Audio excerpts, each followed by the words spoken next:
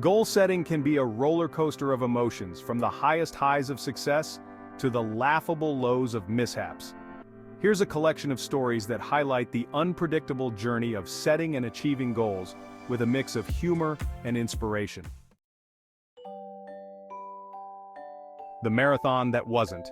There was a man named Dave who, in a fit of New Year's resolution enthusiasm, decided he would run a marathon. He bought the latest running shoes, downloaded a marathon training app, and even posted his goal on social media for accountability. The problem? Dave had never run more than a mile in his life.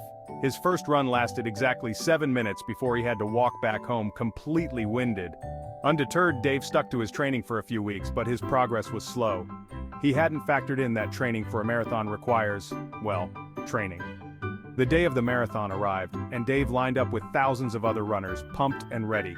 By mile 3, he was done. Not just tired, but completely and utterly done. He ended up in the back of an Uber, covered in sweat, munching on a granola bar he found in his jacket pocket, while the other runners kept going.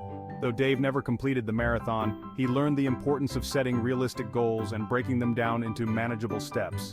The next year, he set a goal to complete a 5K instead, which he did, with a new personal best.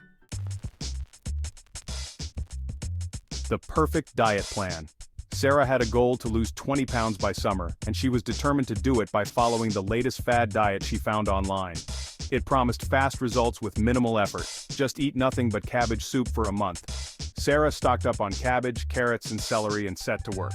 Day 1 went well, but by day 3, Sarah was sick of the soup. She couldn't stand the sight or smell of cabbage anymore. However, she was committed, and her willpower was strong. But on day 5, disaster struck. She had a dream about pizza. Cheesy, pepperoni-laden, delicious pizza. When she woke up, she found herself in the kitchen staring at an empty pizza box and a trail of crumbs leading to the couch. When Sarah learned that extreme diets aren't sustainable. Instead, she focused on a balanced approach to eating, incorporating all food groups in moderation. By summer, she hadn't just lost weight but had developed a healthier relationship with food.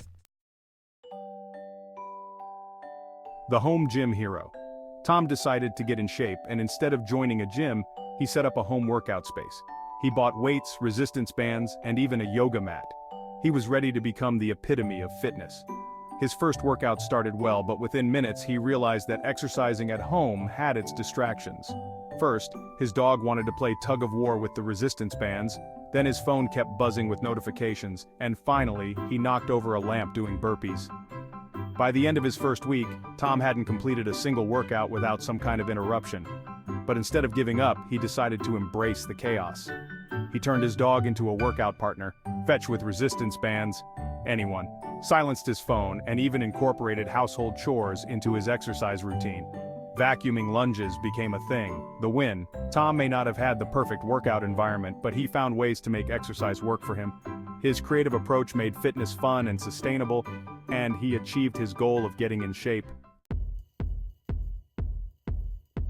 The procrastinator's deadline. Emily was known for her last-minute work habits.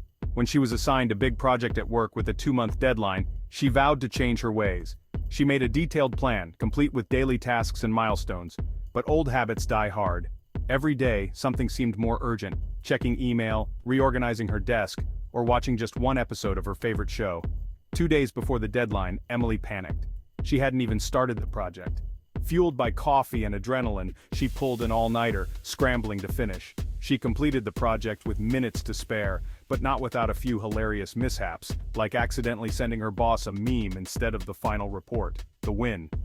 Despite the frantic finish, Emily's project was a success, and she learned a valuable lesson. While planning is important, so is action.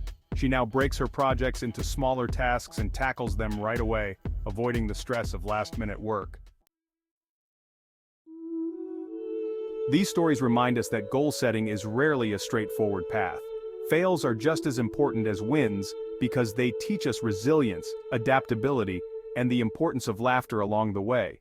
So the next time you set a goal, remember to be kind to yourself, because even if you don't reach it the first time, the journey itself is full of valuable lessons.